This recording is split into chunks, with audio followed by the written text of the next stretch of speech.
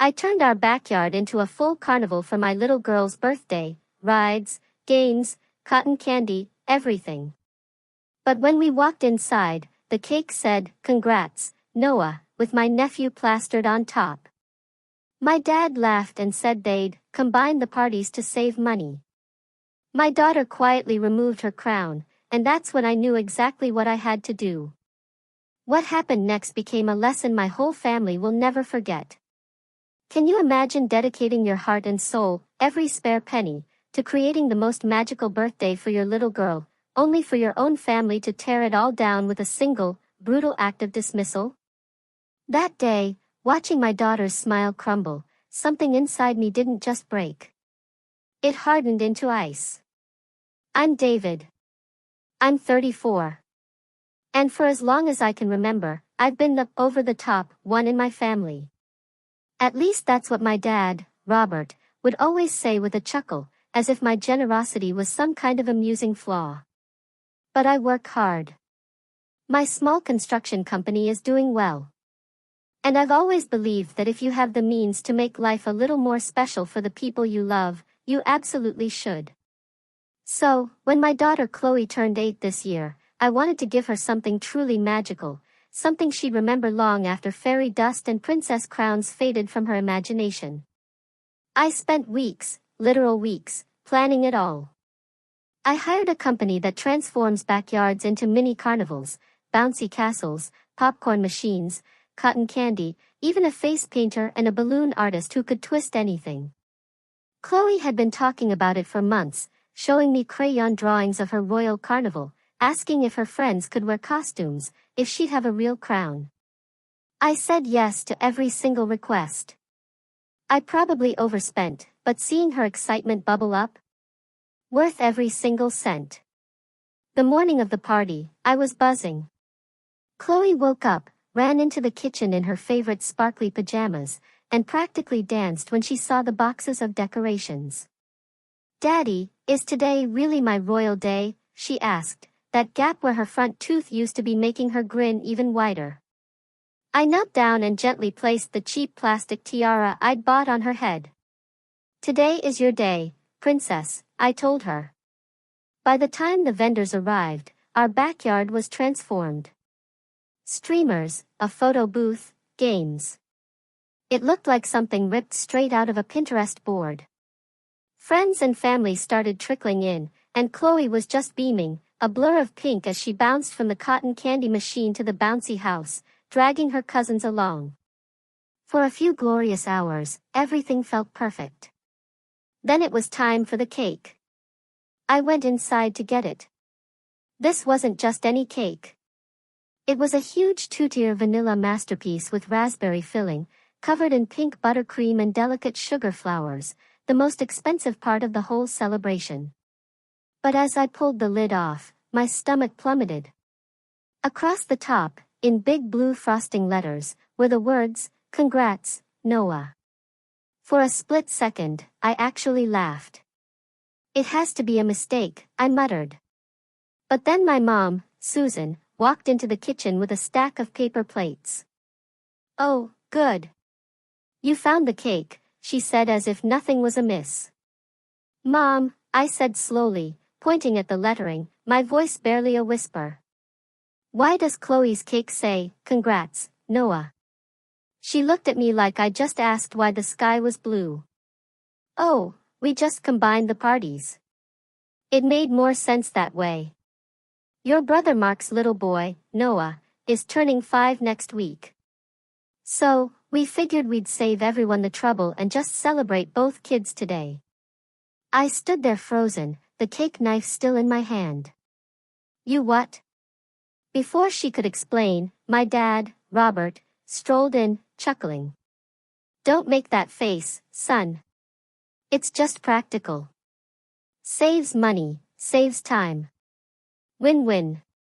And of course, Mark, my brother, chose that exact moment to appear.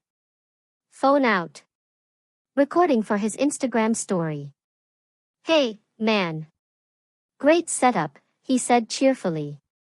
"We told David he'd get a joint party this year, didn't we, babe?" His girlfriend Jessica, perched on a chair and scrolling through her phone, didn't even look up but muttered, "Yeah, it's cute. He loves sharing." I wanted to scream. Instead, I just walked outside. Chloe was standing by the popcorn machine, staring at me expectantly, waiting for her cake. My chest ached. I put on my best fake smile, carried the cake out, and set it on the table. The kids gathered, cheering. Chloe looked at the cake, then at me, then back at the cake. Her smile faltered just slightly. "Daddy," she whispered, her voice so small. "Why does it say Noah?" "That's not me." I swallowed hard and told her we'd fix it later. But she was quiet through the entire song. She didn't blow out her candles. She just gently took off her tiara and handed it to me like she was giving up something precious. That was the moment something inside me shifted. I didn't yell. I didn't throw the cake. Even though every fiber of my being wanted to. I just smiled tightly, helped Chloe cut a slice, and stayed silent for the rest of the party. Every time Robert laughed about how smart it was to combine things or Mark made a joke about saving me money, it felt like they were driving a nail a little deeper into my chest. By the time the last guest left and the vendors were packing up, my mind was made up. I walked inside, grabbed my phone, and started canceling things. The joint family picnic next month, the Christmas trip we'd planned. Even the group chat I'd been running to coordinate family events, I shut it all down. I didn't yell, I didn't explain. I just went quiet. And that's when the calls started. The first one came that same night, just as I was getting Chloe ready for bed. She was still in her princess dress, but without the tiara, picking at the hem. I was trying to distract her, asking which stuffed animal should guard her dream kingdom tonight, when my phone buzzed on the nightstand. It was Robert. I ignored it. A minute later, Susan called, then Mark, then my aunt. The notifications stacked up so fast, lighting up the room. Chloe glanced at the phone, then at me. "Are you in trouble?" she asked softly. I smiled, ruffled her hair, and told her no, that sometimes grown-ups just get upset about silly things. She nodded, but didn't look convinced. When she finally fell asleep, I slipped into the hallway and checked my phone. 17 missed calls, a dozen voicemails. The family group chat had exploded. "Not cool, David. You embarrassed your brother. You ruined a good day over some cake lettering. Grow up." I scrolled, jaw clenched. Mark's messages were the loudest. "You made everyone uncomfortable. Next time you want to sulk, just stay home." Noah had fun. Chloe didn't even care.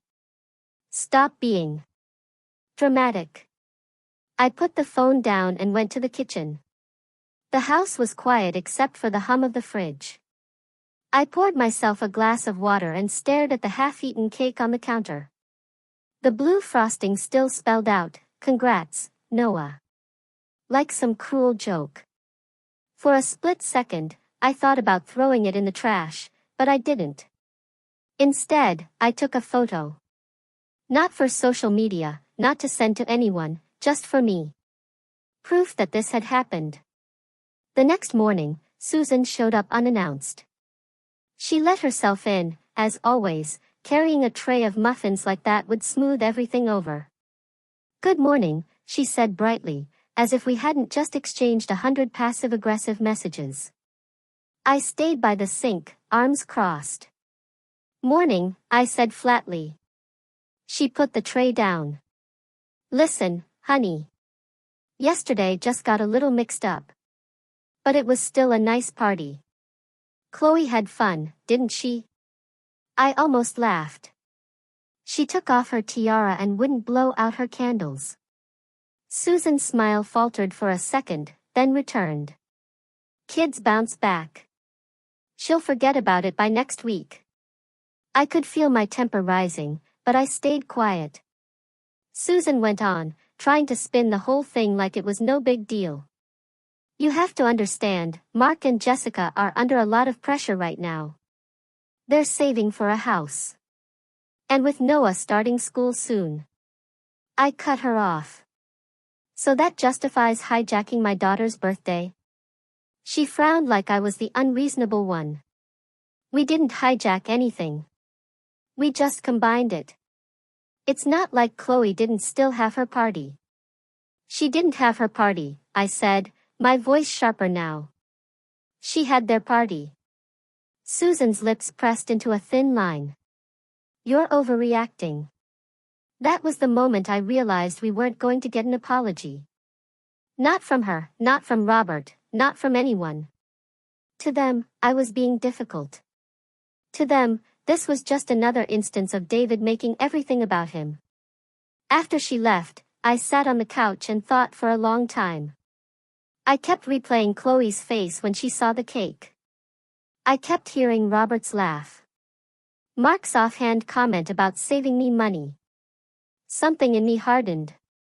Over the next few days, the pressure campaign started. First came the guilt trips. Chloe isn't the only grandchild.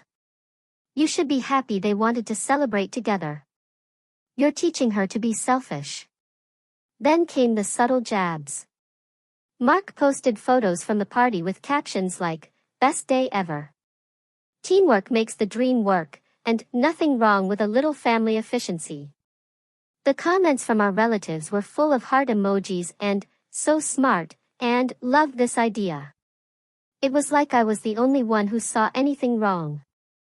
Even my cousin texted me privately saying, "Man, I get why you're upset, but you kind of made it awkward leaving like that."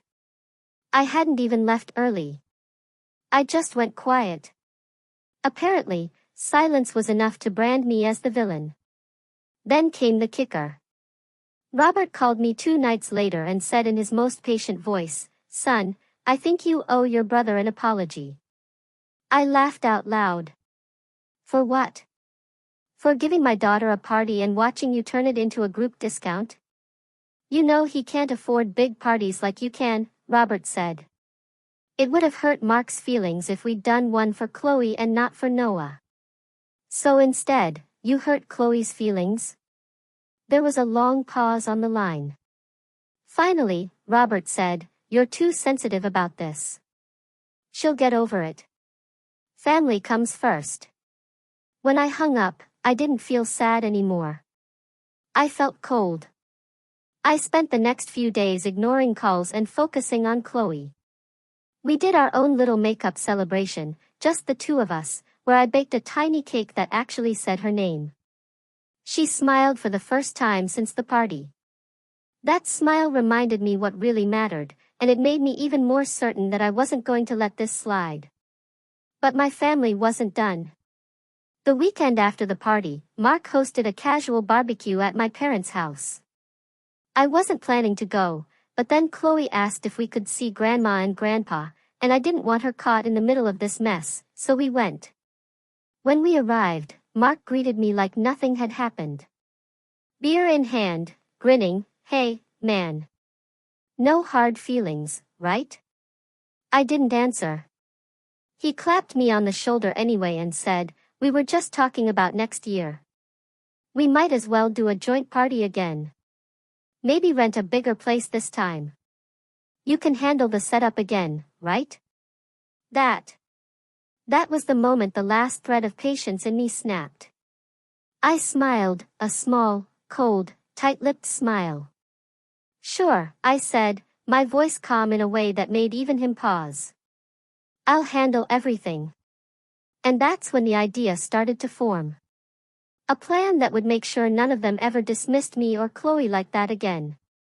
But before I could put anything into motion, Mark made one more comment. Loud enough for everyone in the yard to hear. "See, I told you he'd come around. He just needed to cool off. You know how David gets. Big feelings, big drama." Everyone laughed, even Robert. And I just stood there smiling because they had no idea what was coming. I wish I could say that barbecue was the last straw, that I went home, cut them off, and never gave them another chance to hurt us. But part of me, the part that still wanted to believe my parents could be better, hesitated. Maybe if I stayed civil, maybe if I let a little time pass, they would realize how hurtful they'd been. For a few weeks, I stayed quiet. I answered their calls politely, but briefly, kept conversations shallow. Chloe asked if we were going back to Grandma's house soon, and I told her, maybe when things settle down. She didn't seem to mind. She was busy with her art projects and playing with the new bike I'd surprised her with. Life was starting to feel normal again. Then came Mark's text. We're throwing a little get-together for Noah's school milestone. You guys better be there. Mom's already ordering the cake. Big family moment. I stared at the message for a long time before replying with a simple, we'll see. I should have trusted my gut and stayed home. The little get-together turned out to be a full-blown family party, bigger than Chloe's birthday had been. There were decorations, food trays, a rented bounce house. All the things I had arranged for Chloe, except this time, my parents had paid for it. They greeted us at the door with smiles, acting like nothing was wrong, ushering us in as though we were just another pair of guests. I kept my expression neutral, but inside something started to twist. It wasn't the party itself. Noah deserved to be celebrated, of course. It was the way everyone avoided eye contact with me. The way Jessica gave me that smug little smile when she saw us. See, this is how you do it, she said under her breath as I walked past. Chloe squeezed my hand tighter. The party went on, and I did my best to keep my daughter distracted, letting her play with her cousins and enjoy the games. For a little while, she was laughing again, and that made me relax. Until it was time for cake. The cake was massive, 3 tiers, superhero-themed, with sparklers on top. Everyone gathered around to sing, and I lifted Chloe so she could see over the crowd. Then, as they brought the cake forward, I noticed something that made my stomach drop. It didn't just say, "Congrats, Noah." It said, "Congrats, Noah and Chloe. 2 birds, 1 stone." And right there in front of everyone, Susan announced, "We figured we'd celebrate Chloe, too, since we missed out on making her feel special last time." The words were meant to sound thoughtful, but they landed like a slap. The room erupted in polite cheers. Mark patted me on the back and said, "See, we're making it right." I looked at Chloe and her face told me everything. She was frozen, staring at the cake like it was a cruel joke.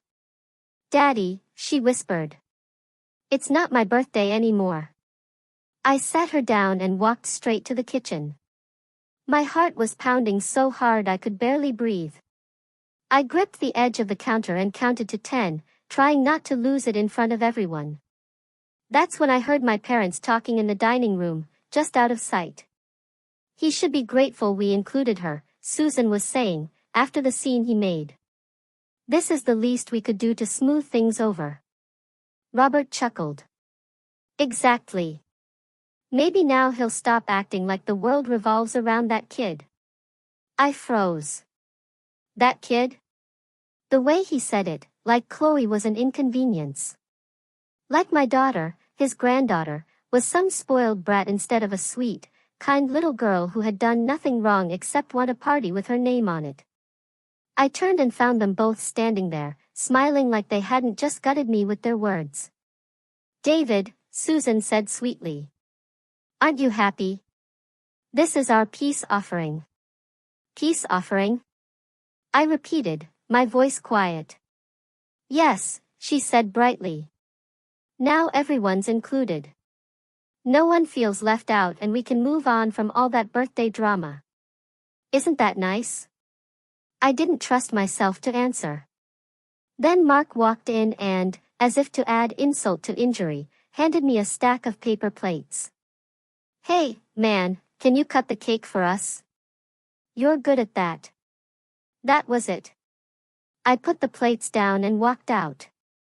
Not just out of the kitchen, out of the house entirely. I took Chloe's hand, told her we were leaving, and didn't look back. "Daddy," Are we in trouble? She asked as we got into the car. I shook my head. No, sweetheart, but we're done. That night, the phone calls started again. This time, I didn't answer. Not for anyone. The next day, I woke up to a storm of messages accusing me of ruining another family event. My aunt texted, "You're teaching Chloe to be dramatic." My cousin sent, "It's just cake, man." Mark sent a voice message saying I was selfish and ungrateful and that I owed Susan and Robert a thank you for trying to make amends. But the message that really did it, the one that made something inside me snap completely, was from Robert. "If you can't be part of this family without causing problems, maybe you should sit the next few events out. We'll invite Chloe when she's old enough to come without the attitude." I stared at the message for a long time, my hands shaking. They weren't just dismissing me anymore. They were threatening to cut me out entirely and keep my daughter in their little orbit, as if they had any right to decide when or how she saw them. That was the moment I stopped hoping they'd change. That was the moment I decided I wasn't just going to pull back quietly. I was going to make sure they never had the chance to treat Chloe like that again. And I was going to make sure they finally understood what it feels like to be excluded. The following week felt like walking through fog. I went to work, came home, made dinner, helped Chloe with her homework, but I was on autopilot. There was no music in the house, no laughter, no calls answered. My phone sat face down on the kitchen counter, buzzing every few hours with another notification from someone in the family. I didn't check them. I didn't want to read another lecture or guilt trip or passive-aggressive plea to come back to the fold. Instead, I focused on Chloe. She seemed quieter, too. Though she didn't say much about what had happened, one night, as I was tucking her in, she asked me very softly, "Daddy, why does everyone keep writing Noah's name on my cakes?" I sat on the edge of her bed and tried to explain that sometimes grown-ups make choices that don't make sense, that sometimes they think they're being fair when they're really just being selfish. She was quiet for a long time before saying, "I don't like parties anymore." Hearing that hit me harder than anything my family had said. Chloe had been so excited for her birthday for months. She had counted down the days on the little calendar in her room, talking about cake flavors and dress choices, and now she didn't want parties at all. That night, after she fell asleep, I sat at the kitchen table and stared at my laptop. Something in me had shifted completely. I wasn't just hurt anymore. I was done. Done trying to reason with people who saw my daughter as an afterthought. Done waiting for an apology that would never come. But being done didn't mean doing nothing. I started thinking back over the last few years. All the little moments I had brushed off as just family being family. Times when Mark would accidentally forget to invite us to something but somehow remember to tag me in the photos afterward. Times when my parents had said things like, "Don't spoil her," or, "You're teaching her to expect too much." Times when I had hosted, paid for, or organized events, and they had treated it like it was their effort, their generosity, their name that mattered. I started writing things down. Not out of spite, not yet, but because I needed to see it all in one place, a timeline of every slight, every dismissal, every time they had made Chloe or me feel small. The list grew faster than I expected. The more I wrote, the clearer the picture became. This wasn't about one cake or one party or even one bad day.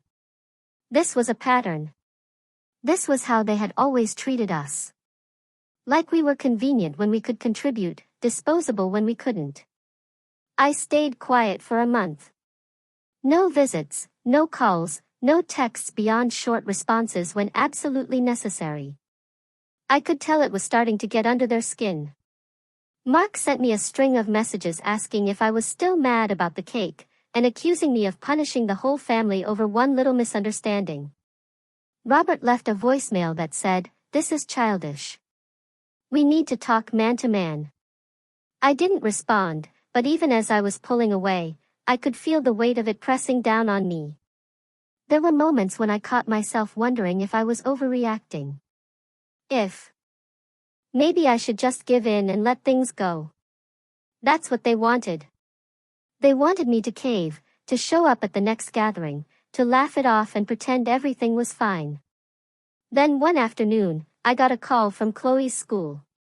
Her teacher, Miss Evelyn, said Chloe had been unusually quiet in class, not raising her hand or volunteering like she used to. She asked if something had happened at home, and that's when it hit me. This wasn't just my burden. This whole situation was affecting Chloe more deeply than I had realized. After I hung up, I went to pick her up early from school and took her to her favorite ice cream place. We sat in the booth, just the two of us, and I asked her what was wrong. She hesitated, stirring her ice cream until it turned into soup, before saying, "When we go to Grandma's house, it feels like no one sees me, like I'm just there." That was the moment I knew there was no going back. That night, I sat down with my laptop again. But this time, I wasn't just making a list. I was making a plan. I went through my emails, my receipts, my bank statements. I started documenting every party I had paid for, every event I had hosted, every expense I had covered over the years. I wasn't sure exactly how I was going to use it yet, but I knew I needed it. I started putting money aside, too, a little extra each week, quietly building a separate fund. Not for me, for Chloe, for her future, for anything that might give her joy and stability outside of this family circus. And slowly, I started cutting strings. I left the family group chat without saying a word. I unfollowed them on social media. I told my parents politely that we wouldn't be attending any more family events for a while. When they demanded an explanation, I simply said, "We need space," and left it at that. The backlash was immediate. Mark called me a coward. My aunt said I was alienating Chloe from her family. Robert texted, "This is exactly what I was afraid of. You're letting your pride get in the way of family unity." But the quieter I stayed, the more control I felt returning to me. It was painful. Every memory, every guilt trip, every time I saw Chloe glance at the phone when it buzzed and asked, "Is that Grandma?" But it was necessary. And as the weeks stretched into months, something unexpected happened. Chloe started to bloom again. She smiled more. She laughed more. She stopped asking about the next party at Grandma's house. Instead, she asked if we could have our own little celebrations, just the two of us. Movie nights, pancake breakfasts, bike rides at the park. It was like she had been holding her breath for months and was finally exhaling. And that was when I knew that whatever plan I came up with, it had to be more than just cutting them off. It had to be something that showed them clearly, undeniably, that we didn't need them. Something that made them feel the absence they had taken for granted. Something that would make them think twice before ever dismissing us again. Cutting them off was the hardest thing I'd ever done. At first. But once the noise faded, once the phone stopped buzzing and the guilt trips turned into awkward silence, I realized just how much space I'd given myself to breathe. For the first time in years, there were no last-minute family obligations dragging me away from my own plans. No passive-aggressive comments at Sunday dinners to swallow. No one rolling their eyes when I tried to do something nice for Chloe. And in that quiet, I started to see possibilities. I threw myself into my work. My construction business had been running steadily for a few years, but I'd always kept it small. Partly because I didn't want to miss too much time with Chloe, and partly because, if I'm honest, I didn't think I needed to push harder.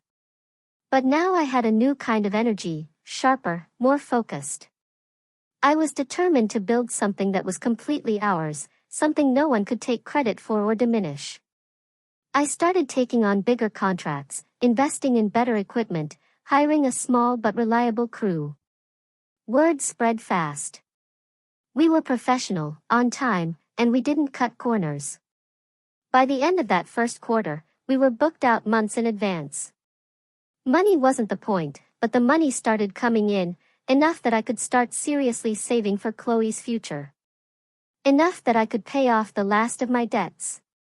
Enough that I could finally take a deep breath without feeling like I was living paycheck to paycheck.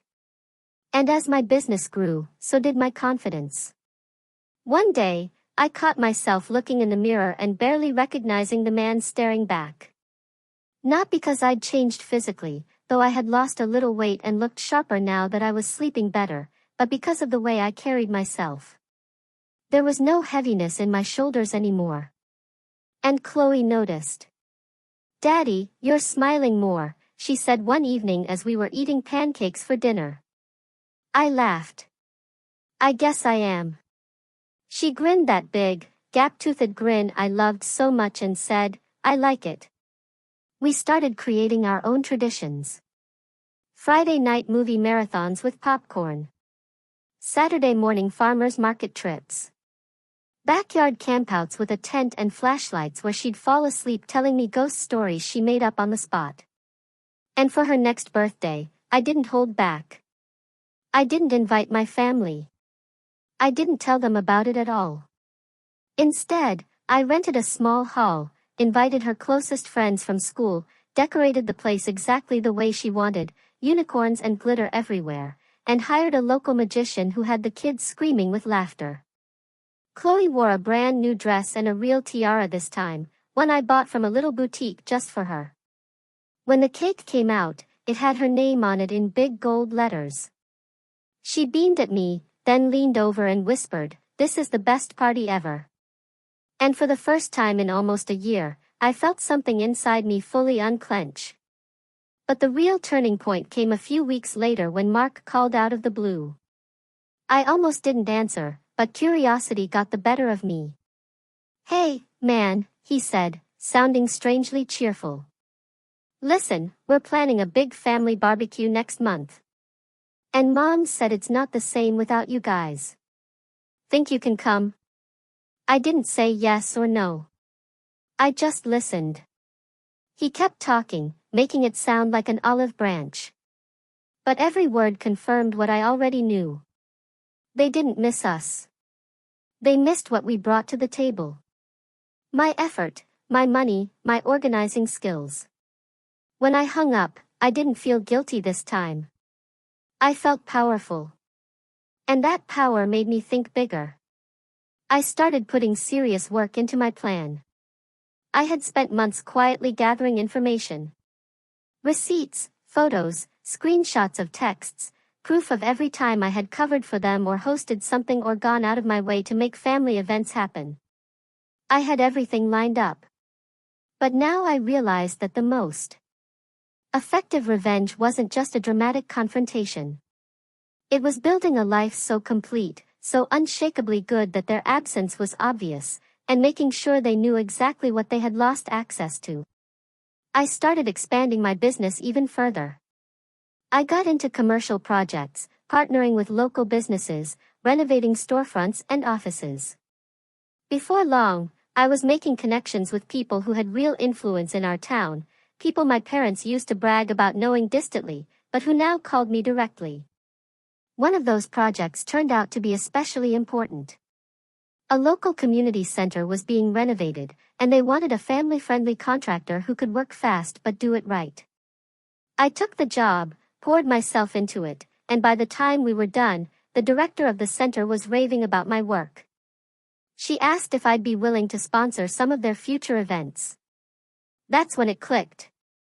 What better way to show my family what they'd lost than by becoming the person who could give other people's kids the magical experiences they had stolen from my daughter?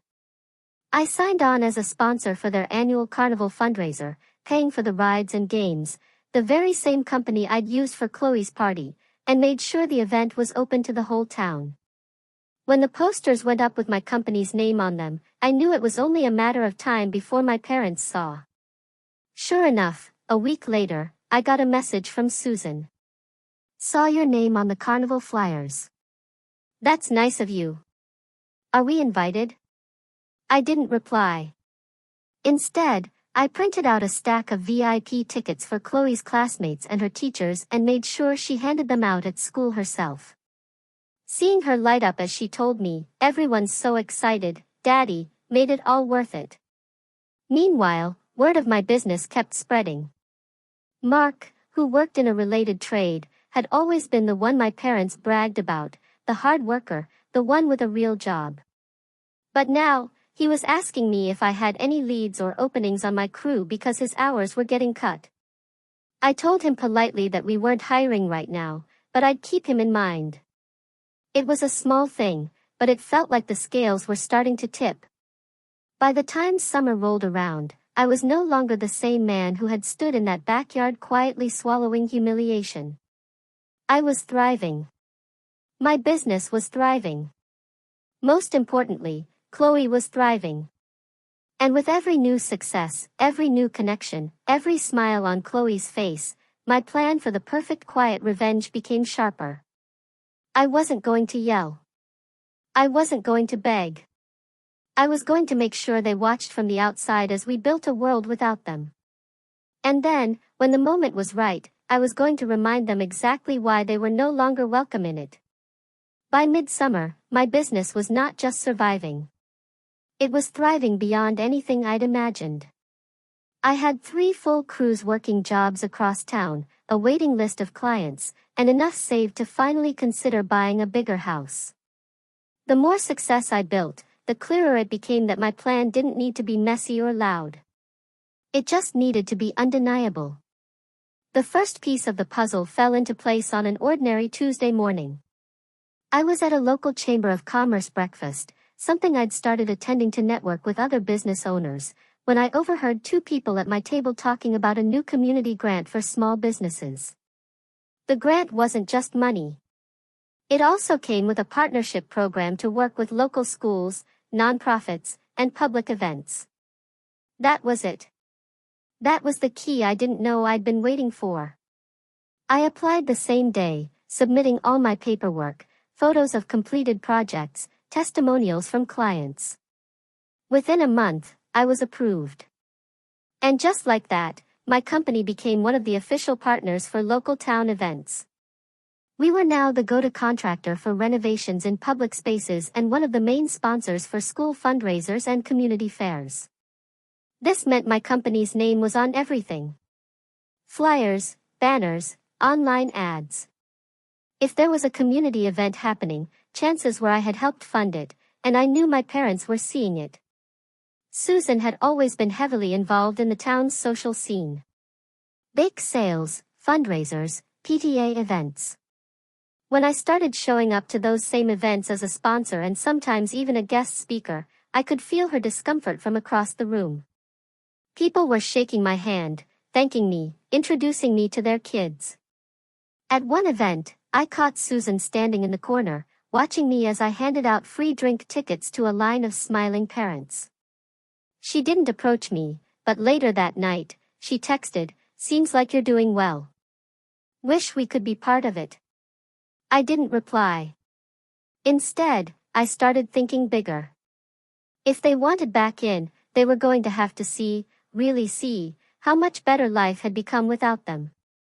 And I was going to give them a front row seat. The opportunity came when the community center director asked if I'd be interested in funding their new Family Day festival. It was going to be the biggest event they'd ever hosted, with rides, food trucks, music, the works. They needed a main sponsor to cover the entertainment and equipment costs. And in exchange, they'd name the event after the sponsor. I didn't even hesitate. We signed the deal that afternoon, and within a week, the posters were printed. Chloe and Company Family Fun Day, sponsored by David, my last name, Construction. I had insisted on putting Chloe's name in the title.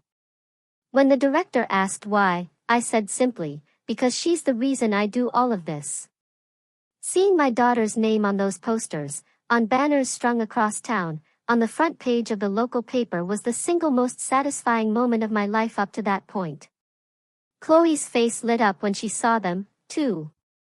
"Daddy, it's my name. Everyone's going to see." "Yes, sweetheart," I said, hugging her. "Everyone's going to see." And everyone did, including my parents. 2 days later, I got a text from Mark. "Mom says we should all go to the Family Day event together." Can you get us some free passes? I stared at the message for a long moment before replying, no passes needed. It's open to the public. See you there. The week leading up to the event, I poured myself into the final preparations. I personally checked every vendor setup, made sure the rides were inspected, confirmed the band lineup, even added a few extra activities I knew the kids would love, face painting, a giant bubble station, a petting zoo. I wanted this event to be unforgettable, not just for Chloe, but for everyone in town. And I wanted my family to see that I could give the community and my daughter something 10 times better than what they had tried to take from her. The morning of the festival, Chloe woke me up early, practically bouncing out of bed. She put on the shirt I had made for her with the event logo on it, and I wore one to match. When we arrived at the park, she gasped at how big everything looked. The rides were already spinning, music was playing, and kids were running around with cotton candy. This is amazing, she said, clutching my hand. Enjoy it, I told her with a smile. This is your day. As the crowds poured in, I saw them. My parents, Robert and Susan, my brother, Mark, his girlfriend, Jessica, and their son, Noah. They looked around like tourists, wide-eyed at the setup. Robert spotted me near the stage and walked over, his hands in his pockets. This is impressive, he said gruffly. Thanks, I replied. He hesitated, then said, You really didn't have to do all this. I looked him dead in the eye. Yes, I did. He opened his mouth to say something else, but I was already walking away, heading toward Chloe, who was waiting for me by the carousel. Throughout the day, I could feel my family watching me, watching as kids ran up to thank me for the free tickets, as parents shook my hand, as the event director stood on stage and announced that this entire festival had been made possible by me and named after my daughter. I didn't gloat. I didn't even acknowledge them. I just kept smiling, kept making sure everything ran smoothly, kept making sure Chloe was having the best day of her life. And as the sun started to set and the music swelled for the closing ceremony, I saw something in my parents' faces that I hadn't seen in a very long time. Regret. But this wasn't the end. This was just the setup. Because I wasn't done yet. This was only the moment that would make them listen when I finally spoke. And when I did, I wasn't going to raise my voice. I was going to make sure every single one of them understood, calmly, clearly, and permanently, that Chloe and I were no longer the family afterthoughts. We were the ones who set the standard, and they would have to live with that. When the Family Day festival wrapped up, I expected a call, a text, something. But my parents stayed silent for days. I figured they were stewing, trying to figure out how to spin what they'd seen into something that didn't make them look bad. It didn't matter. I had already decided what came next. I spent the next 2 weeks putting everything in order. I had my timeline of past events printed and bound. Every party I'd paid for, every event I'd hosted, every message or comment that dismissed Chloe or made light of our feelings. I organized the receipts, the screenshots, the photos, all neatly tabbed and highlighted, not to throw at them in anger, but to hand over calmly, like evidence in a court case. Then I invited them all over. It was the first invitation I had extended in nearly a year. My parents, my brother Mark, his girlfriend Jessica, even a couple of extended relatives who had been the loudest about family unity. I worded the invitation carefully. Dinner at my place. Come hungry. We need to talk. They showed up looking curious, maybe a little nervous. The smell of the catered meal, yes, catered, I wasn't wasting my energy cooking for them, filled the house. Chloe was upstairs, happily watching a movie in her room. I had told her this was a grown-up conversation night. We ate first. I kept the conversation polite, almost unnervingly polite, which I could tell was throwing them off. Mark cracked a few jokes that fell flat. Robert cleared his throat like he wanted to say something but didn't. When the plates were cleared, I set a leather folder on the table. This, I said calmly, is the last year of my life. Every party, every expense, every time I tried to give my daughter something special and got treated like it was too much, like she was too much. I opened it and slid the first page across the table. A photo of Chloe's cake with, "Congrats, Noah," written across it in bright blue frosting. Susan flinched. "Do you remember this?" I asked. No one spoke. I turned the pages slowly, one by one, laying them out on the table. Screenshots of texts dismissing my feelings. Photos of decorations I had paid for. Receipts with my name on them. Messages from them telling me to grow up and stop being dramatic. When I finished, the table was covered in proof. "This is what you've done," I said. My voice was quiet, but I could feel how heavy the room had become.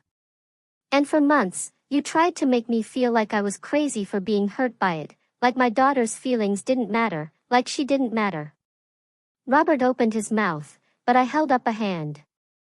"No, you don't get to interrupt. You've been talking over me for years. You can listen for 5 minutes." The silence that followed was so complete, I could hear the refrigerator humming in the kitchen. "You think I overreacted?" I continued. "You think it was just a cake, just a party, just one day? But it wasn't. It was a pattern. A pattern where you treated Chloe like a footnote. Where you acted like my time, my money, my effort didn't count unless it benefited everyone else. Where you laughed when I asked for respect. And I let it go, over and over again, until I couldn't anymore." Mark shifted in his chair, looking uncomfortable. Susan's eyes were shiny, but she still hadn't spoken. "So, here's what's going to happen," I said, leaning back in my chair.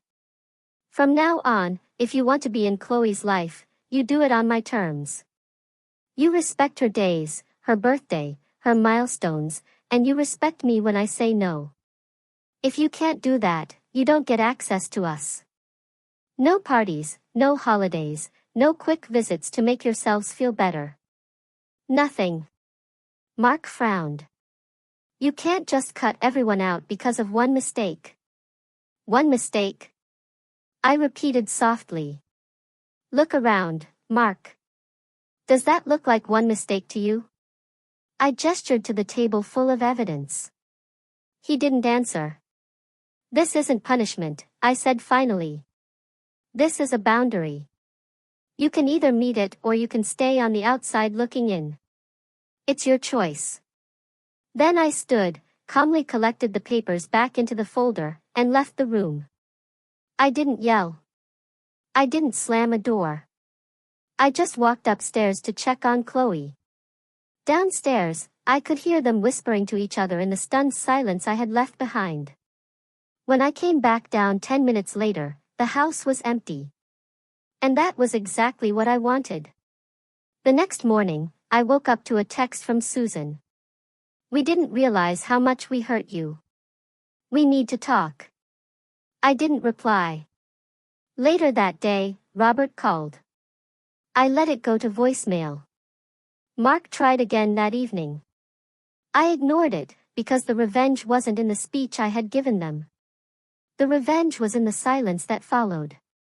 The silence they finally had to sit with. The next weekend, Chloe and I went to the park.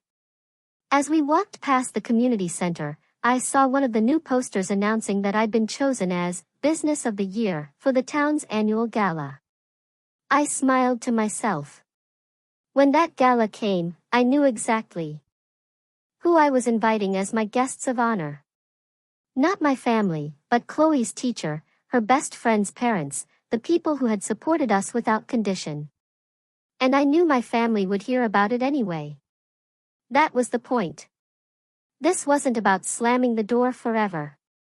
It was about making them knock and wait. The silence lasted longer than I expected. Weeks passed, then a month. No calls, no surprise visits, no last-minute guilt trips. For the first time in years, there was peace in my house. Real, lasting peace.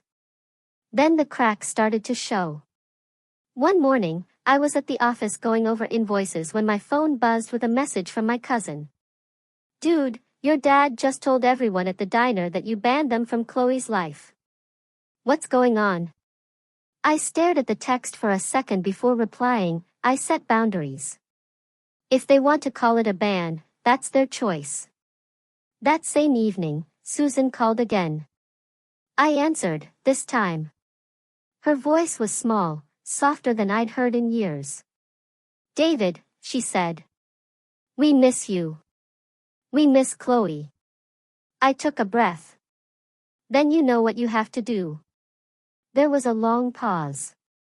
We were just trying to keep the family together, she said finally. By erasing my daughter's name from her own birthday? She didn't answer that. When we hung up, I didn't feel triumphant. I felt steady, grounded, like I'd finally stopped trying to run uphill. 2 weeks later came the town gala, the event where I was being honored as Business of the Year. The room was packed with local business owners, city council members, and community leaders. Chloe sat at my table in her best dress, glowing with pride. Halfway through the evening, as they announced my award, I caught sight of my parents standing near the back of the hall. They hadn't been invited, but of course, they'd found a way in. I walked up to the stage, accepted the plaque, and took the microphone. Thank you, I said, scanning the crowd. This means a lot. Not because of the business, not even because of the recognition, but because this company started with one goal, to build something better, to build something my daughter could be proud of. Every late night, every early morning, every risk I took was for her. And standing here now, seeing her smiling at me, that's the real award. The audience applauded, and I caught sight of Susan wiping at her eyes. Robert looked down at the floor. Mark wasn't even there. After the ceremony, as guests mingled, my parents finally approached. David, Robert said quietly. We were wrong. It wasn't dramatic. No tears or shouting. Just 3 simple words that I'd been waiting to hear for over a year. I know, I said. We want to fix this, Susan added. We don't want to miss any more of Chloe's life. I looked at them for a long moment. Then you don't get to just show up when it's convenient. If you're serious about this, you're going to have to show up consistently and respectfully. They nodded. We didn't hug. Not yet. But when I went back to my table, Chloe leaned against me and asked, Daddy, are they still mad at us? No, I said, kissing the top of her head. They finally heard us. And that was the truth. Because the real revenge wasn't cutting them off forever. It was making them face what they had done. Forcing them to sit in the silence long enough to realize they could lose us for good. And when they finally came back, they came back on our terms. That night, as we drove home with the awards sitting on the seat next to Chloe, she looked out the window and said, Daddy, I think today was even better than my birthday. I smiled, my hands steady on the wheel. Good, I said, because this is just the beginning.